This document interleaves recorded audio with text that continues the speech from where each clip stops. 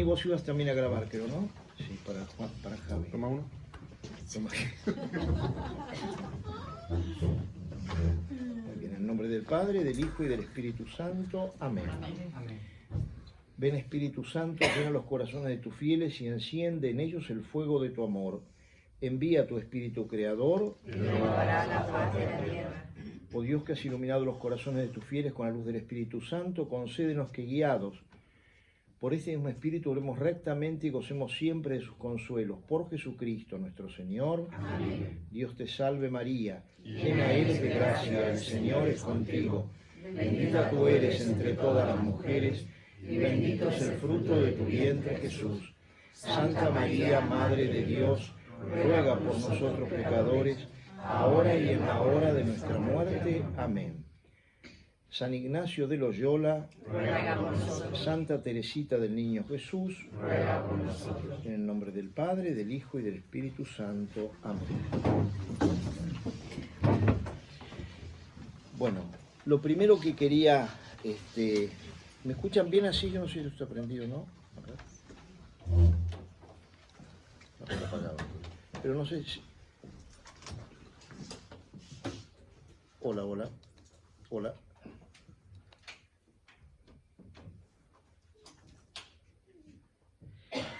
Bueno, cuando entramos a ejercicio, fíjense, primero tenemos que tener en cuenta una cosa muy... Está bien. Una cosa que es importante, que es que los ejercicios los hacen ustedes, no los hago yo. Yo los ayudo a hacer ejercicios, pero el ejercicio de ustedes. San Ignacio, muchos de ustedes lo saben porque han hecho ejercicios conmigo varias veces. San Ignacio compara los ejercicios espirituales con los ejercicios físicos. ¿Qué quiere decir? Si yo voy junto a un entrenador y me explica una dinámica que tengo que hacer, pero yo después no la hago, sí, escuché y sé lo que tengo que hacer, pero no lo hice. El trabajo de ustedes comienza cuando yo termino la reflexión, la meditación. Ahí en ese momento ustedes empiezan a hacer el ejercicio. Por eso pasa que a veces hay personas que estando en un ejercicio espiritual no han hecho ejercicios. ¿Por qué? Porque no practicaron después de la meditación. Escucharon una charla, les gustó más o menos, pero después no hicieron ningún tipo de esfuerzo por aplicarse la charla a sí mismos, por tener ese momento con el Señor que es tan importante. A ver lo que dijo el Padre. Después viene mi pregunta: Señor, esto para mí, ¿qué me dice? ¿A dónde voy? Yo los voy a ayudar de alguna manera también. A partir de mañana, después de cada meditación, les voy a mandar al móvil, al mismo grupo que había hecho Isabel, unos puntos que les puedan servir de orientación sobre lo que yo he dado.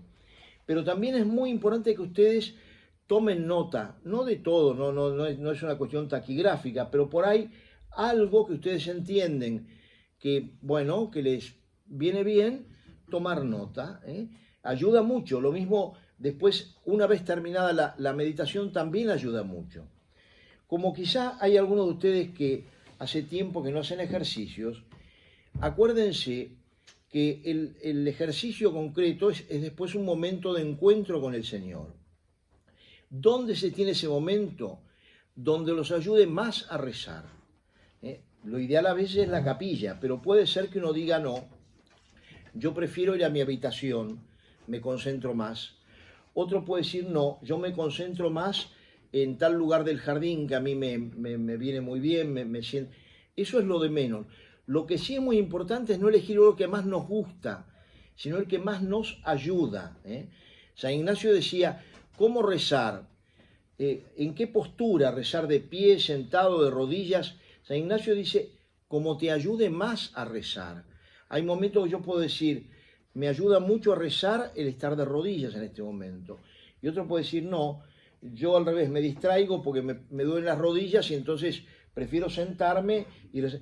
Pero tampoco, digamos, ir a apoltronarme de entrada, una actitud que me ayude realmente a mantenerme en vigilia. Lo primero que hay que hacer cuando uno va a rezar, es un tema elemental, pero lo recuerdo es ponerse en presencia de Dios. Y eso que le lleve su tiempo, o sea, pensar con quién voy a hablar. Y voy a hablar con el Señor. O puedo hablar con la Santísima Virgen. Uno puede decir, yo quiero en este momento hablar con la Virgen. Pero tomar conciencia, ¿eh? Si yo uno de ustedes, supónganse que acá viene en este momento el obispo de Jerez. Y digo, miren, el obispo de Jerez quiere tener un momento de conversión con cada uno de ustedes. Yo estoy seguro que todos estarían pensando, a ver, ¿qué le voy a decir? ¿Por dónde irán las preguntas? ¿Qué me preguntará mi vida espiritual, mi apostolado, cómo está mi familia, cómo es mi vida? Cosas distintas. Bueno, yo me voy a encontrar, y esto es una realidad, si no, acá estaremos perdiendo el tiempo. O sea, yo voy a hablar con Jesús, o voy a hablar con el Padre, o voy a hablar con la Virgen. Entonces, tomar conciencia.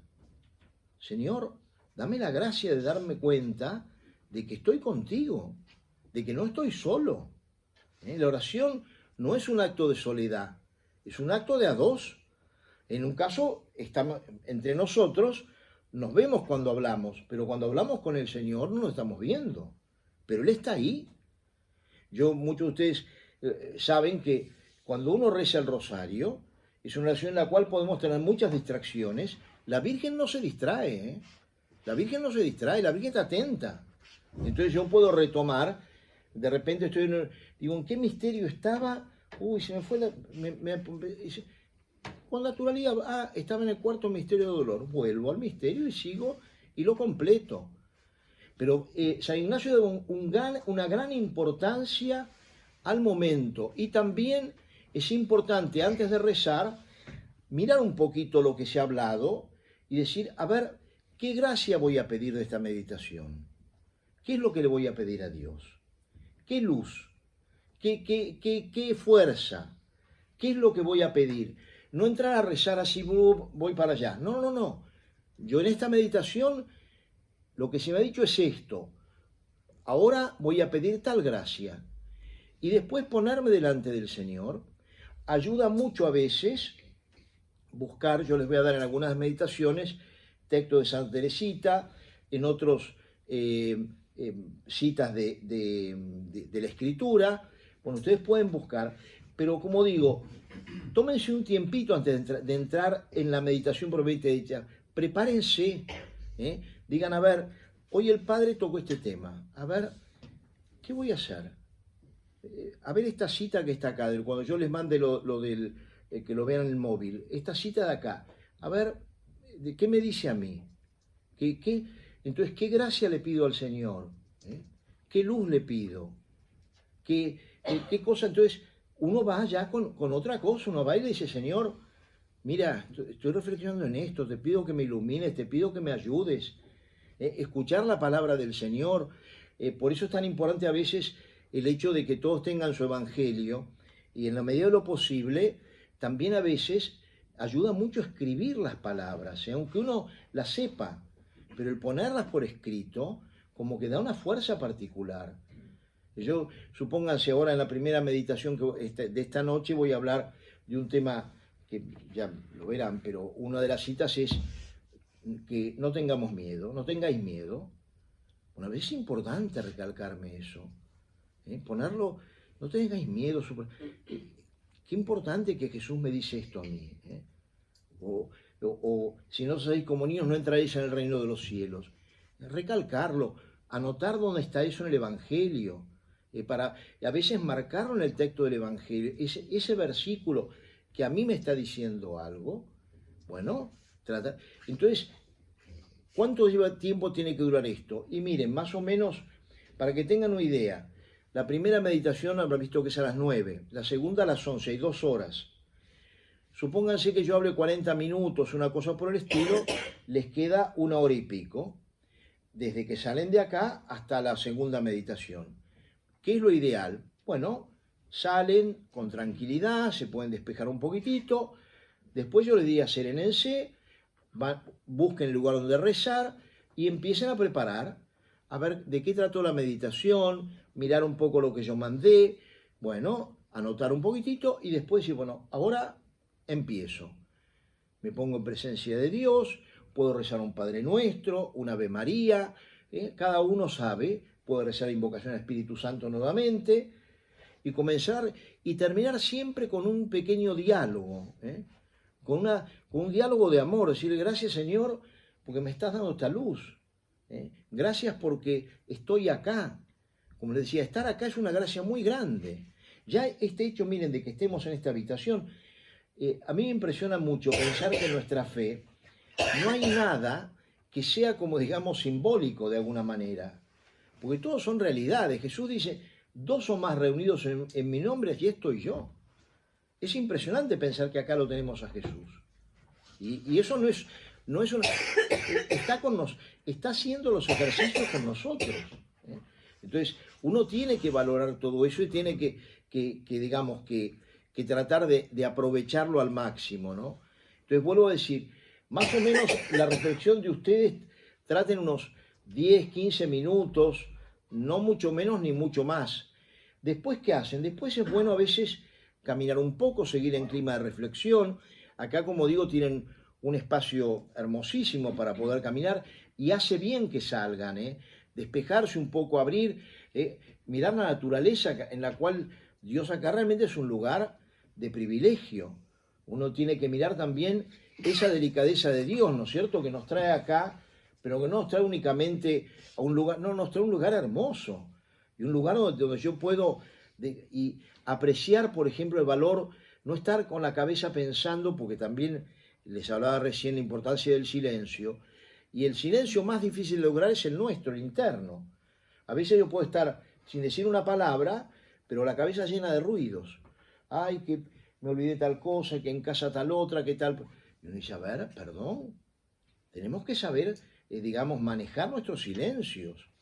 Si estoy con el Señor, si yo estuviera en entrevista con el Papa, ni se me ocurriría atender el móvil, es absurdo. Estoy con el Papa, lo voy a atender al Papa, después habrá tiempo para atender el móvil. Bueno, lo que pasa aquí, estoy con Jesús, aunque en la cabeza me vengan 10.000 mensajes, no necesariamente del móvil, ya sé que no lo van a usar para eso, pero digo, pero en cambio sí muchas veces la cabeza que me va, ay, cómo estará fulano, que salí de casa y fulanito quedó mal, que tal persona que tuve un problema con mi marido, con mi mujer antes de salir y me vine mal. Déjense, están con Jesús, aprovechen este momento, O sea, es muy importante aprovechar los momentos. Y como digo, fíjense cuál es el lugar que más los ayuda para rezar, no el que más les gusta. Porque por ahí dice, voy a rezar frente al mar, sí, un lugar muy espectacular, pero la cabeza me va por ahí, veo un barquito andando y ya me imagino pescando y se me acabó todo, la alta mística se me vino abajo, sino elegir el lugar que más la postura que más nos ayuda. A veces en la capilla arriba no hay recreatorios, pero la postura de rodillas también es una hermosa postura. Para los cristianos uno ve siempre ha sido. ¿Por qué? Porque es una postura de mucha confianza y de mucho reconocimiento del Señor. No es una postura humillante, sino que es una postura humilde, que es distinto. Uno está con el Señor, con el que por mí se ha bajado tanto. Por eso San Pablo dice que porque Él se abajó tanto, después se doblará toda rodilla entera en el cielo, en la tierra y en los abismos. O sea, como diciendo, Él bajó hasta el fondo y ahora he subido bien a lo alto. Esa especie de, digamos, de paradoja de Dios, ¿no? ¿Quieres ser el primero? Vete al último lugar. ¿Quieres reinar? Empieza por servir. O sea, todo al revés de lo que hacen los hombres, ¿no es cierto? Decimos, ¿quieres ser el primero? Bueno, ábrete el paso a codazos, pisotea al que se te ponga delante, no dudes un instante. Otro criterio para el reino de los cielos, otro criterio. Entonces, vamos a pedir al Señor la gracia, ¿no?, de aprovechar estos días, y a medida que se vayan ocurriendo cosas se las mencionaré. Y ahora sí, voy a entrar en esta meditación, pero les quiero decir porque realmente me sorprendí. Estamos compartiendo la casa, yo no sabía qué iban a hacer, si iban a poner música o iban a poner una vida de santos, y yo no he hablado nada ni con el sacerdote ni con ninguno de ellos. Y comenzaron con la vida, exactamente con lo que yo hubiera querido poner, pero sin dudarlo, ¿no? Y yo digo, miren, es una gracia de Santa Teresita, eso no lo dudo, Es una manera de decir, perdón, están haciendo las cosas como Dios quiere que se hagan hoy. ¿Por qué? Porque que de entrada nos pongan una reflexión sobre el día de Santa Teresita de Lisieux, Uno dice, entre todos los santos que hay, grandísimos, podrían haber elegido cualquiera. Si me hubieran puesto cualquiera, porque cualquier santo realmente tiene una vida que no sé, siempre nos edifica. Pero que ya a mí realmente lo vi como una gracia muy particular, esas delicadezas que tiene Dios y esas delicadezas que tiene Santa Teresita, ¿no? que realmente es una santa muy cercana en todo sentido. Vamos a comenzar esta reflexión, esta meditación introductoria, pensando en primer lugar que uno de fíjense, de los términos que más se maneja en nuestra época es la seguridad. Queremos asegurarnos. Vivimos muchas veces con el miedo y la desconfianza en nuestro corazón. Y uno dice, es razonable, ¿no? Tenemos un seguro del coche, tenemos un seguro de la casa, tenemos un seguro para esto, para lo otro. Nos gustaría estar asegurados en todo, asegurar nuestra familia, que ninguno pueda tener un problema, asegurar, piensen los temores que tienen tantas veces las madres, ¿no? Cuando sale un hijo, ay, Dios mío, ¿cómo estará? No está acá, ¿a dónde vas? ¿A qué hora volvés?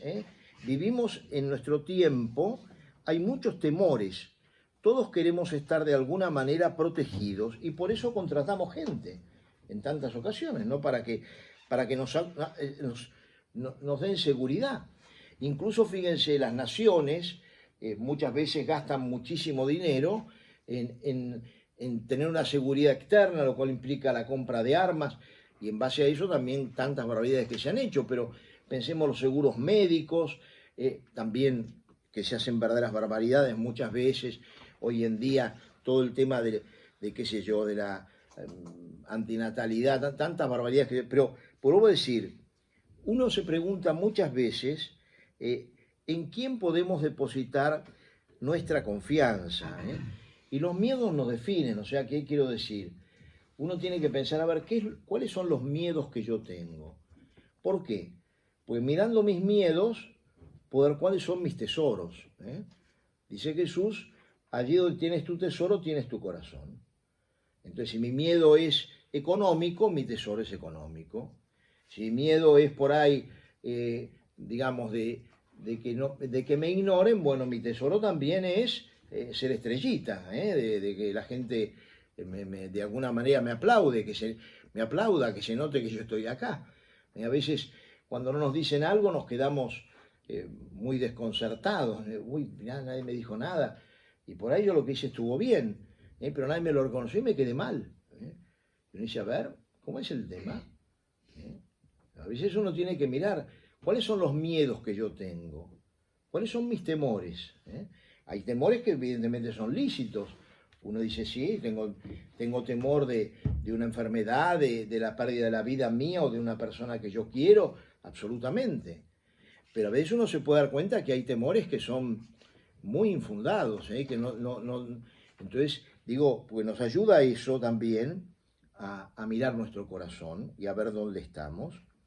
Precisamente porque Jesús nos sabe así frágiles, es por lo que tantas veces, sobre todo en el Nuevo Testamento, la expresión no tengáis miedo es tan frecuente.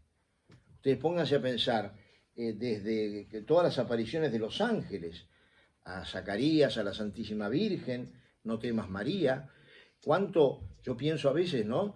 A la Virgen María, cuánto le habrá tocado en el corazón ese no temas, cuando venían los momentos duros, cuando ella escuchaba que Jesús estaba en tal sitio y sabía de los enemigos de él, porque la Virgen evidentemente que se alegraba enormemente de ver cuando Jesús comía su vida pública, de ver a su hijo, pero los temores comenzaron casi de entrada. Piensen en la huida de Egipto. No era una tontera. Ella y José eran dos personas absolutamente desarmadas frente a un rey que te manda todo su ejército encima. Y un rey que no duda en matar a todos los niños con la idea de matar el tuyo. O sea, y a la Virgen no se le aparece un ángel para decirle, está todo tranquilo, no, se lo dijo una vez, no temas María. A José lo mismo, levántate, toma niño de tu madre, no le garantiza nada más. Y había que recorrer camino, es como irse de donde fueron era mucha distancia, por caminos que no son los nuestros, sin los medios que tenemos hoy en día de tener un coche, con soldados que vigilaban, porque evidentemente que los Herodes en ese sentido no era ningún tonto. Cuando él se da cuenta de que los magos no volvieron a avisarle, se indigna y después, por eso la matanza tan tremenda de los inocentes, ¿no?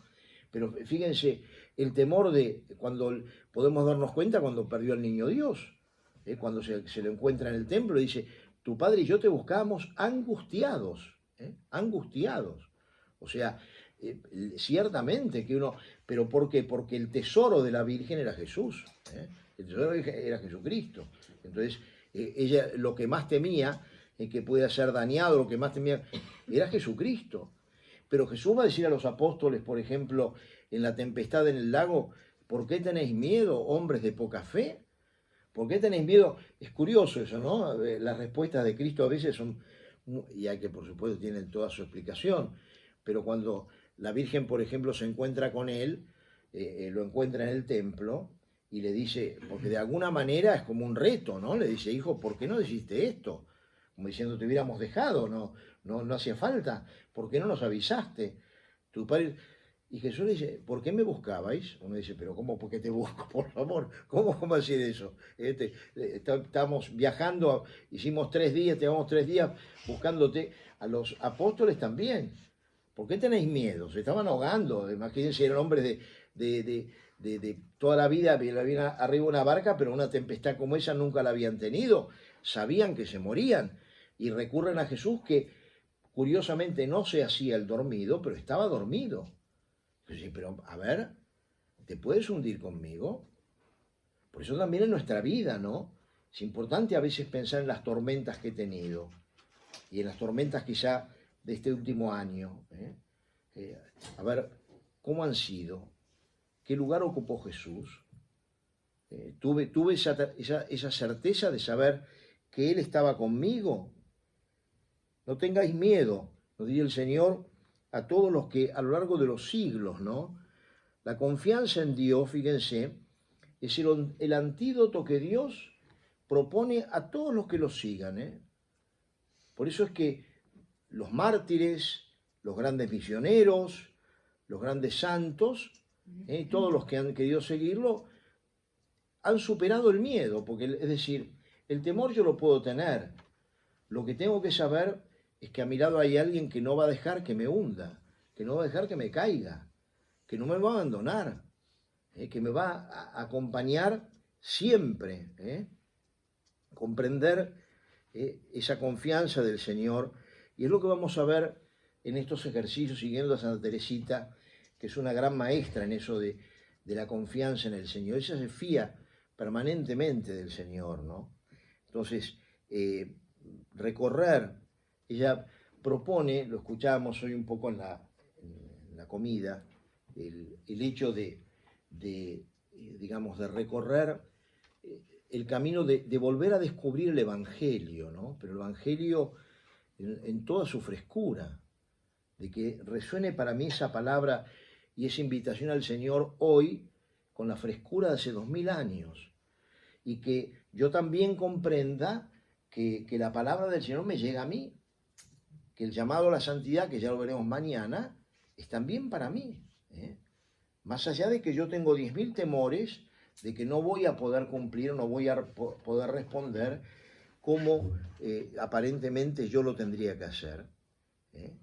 Por eso, y recorrerlo también con una gran inocencia, ¿no? Eso que dice Jesús, si no os hacéis como niños, no entraréis al reino de los cielos. Y entonces hay que ver qué es ese hacerse como niños, porque no es evidentemente el niño en su inmadurez, eso no, pero sí el niño en su confianza, el niño en su inocencia, el niño en su pureza. Todas esas cosas sí las tenemos que renovar en nosotros, sí tenemos que pedirle a Dios esa gracia, ¿no?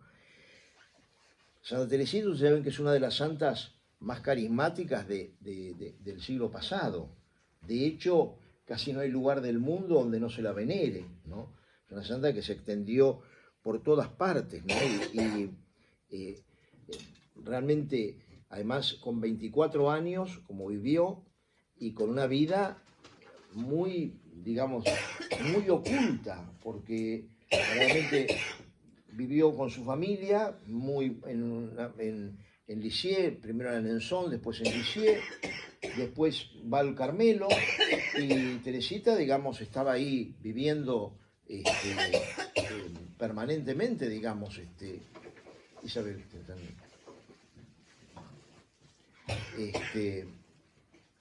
entonces, valorar también la guía de esta santa, ¿no? Y pedirle a ella. Yo les recomendaría también tener, después de cada meditación, un momento dirigido a ella, ¿no? De pedirle, Teresita, dame tu fe. Ella experimentó dolores muy grandes. Ustedes saben que los papás de ella, se ve que la grabación es anterior, los papás han sido declarados santos, los dos, Luis y Celia Martín, son santos canonizados, o sea, y sus hijas son todas de una virtud admirable, ¿no? O sea, como Santa Teresita, pero creo que alguna otra, no sé, está en proceso de beatificación. O sea, una familia, y Teresita además a sus hermanitos, que murieron muy chiquitos, porque como vimos, uno de 5 años, otros menores, era esa época en la cual no había tampoco la medicina que podía salvar y era muy duro, digamos, eso. Y ella en un momento, que es muy lindo eso, ¿no?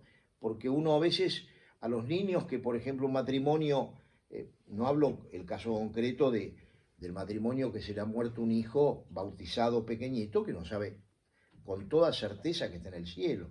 Pero también a veces el niño que era destinado al bautismo, uno piensa que también, que es muy probable, que lo más probable es que esté en el cielo, o sea, no es que era un niño que en una familia que nacía iba a ser cristiana. Bueno, y Teresita, ella le pide gracias a Dios por la intervención de sus hermanos. Y le dicen, miren, yo hubiera sido la más chica de la familia y ustedes me hubieran mimado y me hubieran malcriado. Bueno, ahora háganlo del cielo y concédanme lo que yo les pido.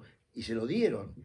Y Teresita se siente muy acompañada por sus hermanas que estaban, creo que todas en el Carmelo, o no sé si todas, pero creo casi todas, y también por sus hermanos del cielo, que eran los chiquitos que habían muerto antes que ella.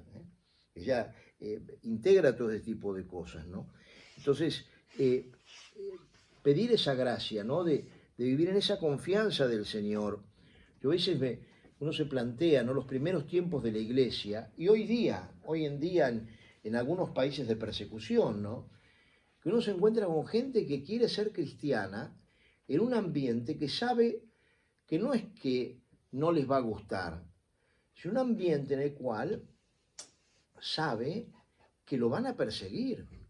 Un cristiano en China sabe que puede terminar preso y peor. Y lo mismo ocurre en la mayoría de los países musulmanes. O sea, la persecución es de hoy. A Javier Enchil, que muchos de ustedes conocen, él estuvo en Arabia Saudí, un país aparentemente al cual mucha gente incluso va a visitar. Bueno, contaba lo que él vivió en las comunidades cristianas que hay allí, lo que significaba una misa celebrada a escondidas, cómo tenían que hacerlo, toda una serie de cosas. Uno dice, esto es hoy, esto no es ayer. Y entonces uno tiene que saber que el Señor nos va a abandonar. Lo mismo en los momentos de turbación que podemos tener en la sociedad nuestra, porque cada vez va siendo más difícil vivir la fe católica como corresponde vivirla. Cada vez va a ser más difícil. Y uno tiene que estar preparado, pero sobre todo tenemos que fiarnos de Dios y escuchar esa palabra. No tengas miedo, estoy yo aquí, yo te amo, ¿qué te puede pasar? Es decir, eso lo tenemos que tener muy en claro, ¿no? Y somos invitados a vivir esa práctica de la confianza en Jesucristo, ¿no? Y valorar realmente, miren, Santa Teresita, y hoy lo decía también ahí en esa charla, decía, ella escribe en ese libro tan hermoso que es Historia de un alma, que en realidad ella no escribió un libro, ella escribió una serie de escritos contando su itinerario espiritual. Su hermana era superiora en ese momento del convento y le pide, Teresita, escribí cómo fue tu vida de oración, cómo ha sido tu camino. Entonces ella empieza a escribir, por eso La historia de Alma es una selección de textos que ella escribió, muy sencillos, en un estilo que a veces no a todo el mundo le puede gustar, es un poquito un estilo más meloso, pero digamos, es de una profundidad extraordinaria, una obra de las que más bien ha hecho en la historia de la espiritualidad moderna, segurísimo, porque antiguamente no, esto no estaba. Pero miren lo que dice ella. Cuando le faltaba, ella estaba ya enferma de tuberculosis, sabía que su camino era difícilmente iba a vivir mucho tiempo. Dice, presiento que voy a entrar en el descanso. O sea, presiento que me voy a morir. La traducción es esa. Pero presiento sobre todo que mi misión va a comenzar. Mi misión es hacer amar a Dios como yo le amo, dar mi caminito a las almas. Si Dios escucha mis deseos, pasaré mi cielo en la tierra hasta el fin del mundo. Sí, yo quiero pasar mi cielo haciendo el bien en la tierra.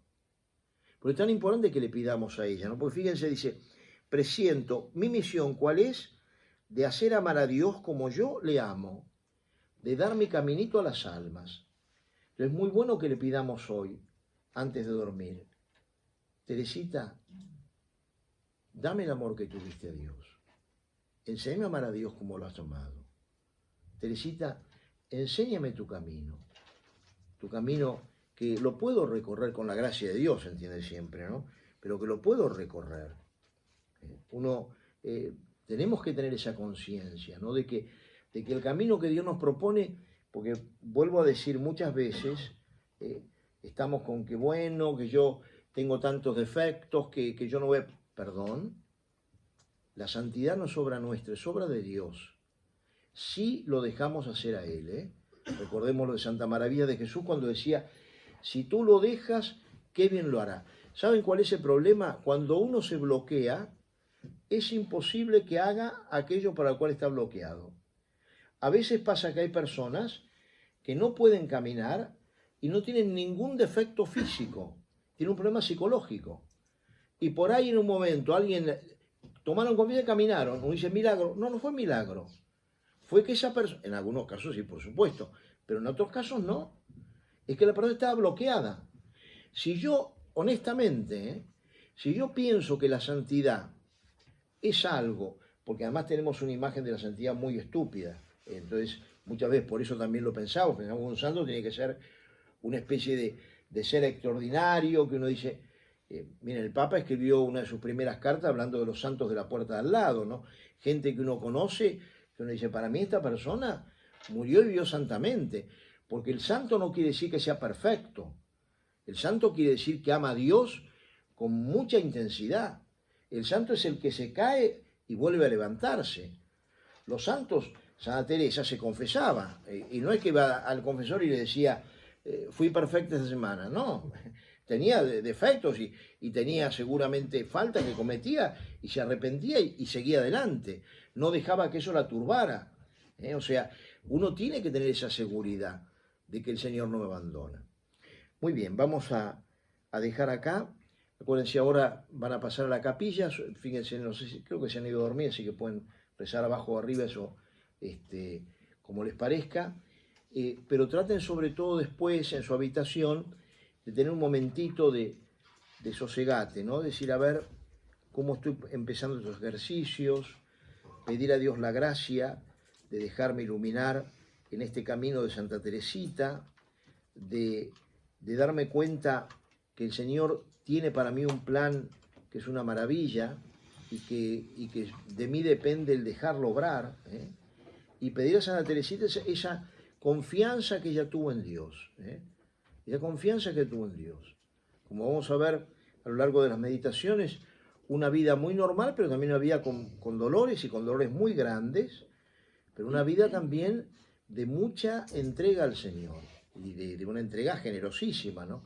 Y por eso es haciendo cosas, miren, Santa Teresita en vida no tenemos, yo al menos creo que no existió, no hubo ni un milagro así que hubiera realizado. Hay santos que uno dice, el Padre Pío, que es un santo extraordinario, bueno, ha tenido también una vida muy extraordinaria, porque él tuvo los estigmas, porque tenía un montón de dones que son dones que él, pobrecito, lo sufrió, porque a él no le gustaba nada que lo miraran como como así que la gente que iba a verlo para ver sangrar sus manos, él sabía que, sin embargo, llevó con humildad todo eso. Teresita no tuvo nada de eso. Hoy escuchamos en la comida ese hecho de esa, que se cuenta, no sé si era histórico o no, de esas religiosas que, pensando que venía la muerte de Teresita y que era costumbre del monasterio que la priora dijera algunas palabras, decían, ¿qué va a decir de Teresita? Si nunca hizo nada del otro mundo, fue una monjita ahí que estaba... O sea, convivían con una santa, mujeres de fe, mujeres buenas, monjas de clausura, no eran perversas. No se daban cuenta que tenían a una santa. Bueno, es lo que pasa con los habitantes. Yo pienso en los habitantes de Nazaret, o cuando llegaron al cielo, el chasco que se habrán pegado. Mirá vos, el Hijo de Dios, mi vecino de toda la vida, no me di cuenta. La Virgen María, San José, no le pagué el último trabajo de la carpintería y no me di cuenta. Claro, uno dice, a nosotros nos pasa lo mismo a veces. Convivimos con gente santa y ustedes pensarán, seguramente el Padre no se da cuenta que estoy yo acá. No, convivimos con gente santa y no nos damos cuenta, nos pasa eso. Muchas veces estamos más atentos a mirar la mota que tiene, como dice Jesús, en el ojo, que no todo lo bueno que hace. Entonces pidamos a Santa Teresita porque es una santa que nos tiene que alentar muchísimo en este camino. Pidámosle que nos enseñe a amar a Jesús como ella lo amó y a encontrar el caminito ese, que es un camino que todos podemos recorrer, por eso ella lo propone, si le pedimos a Dios que nos ayude. Vamos a rezar. En el nombre del Padre, del Hijo y del Espíritu.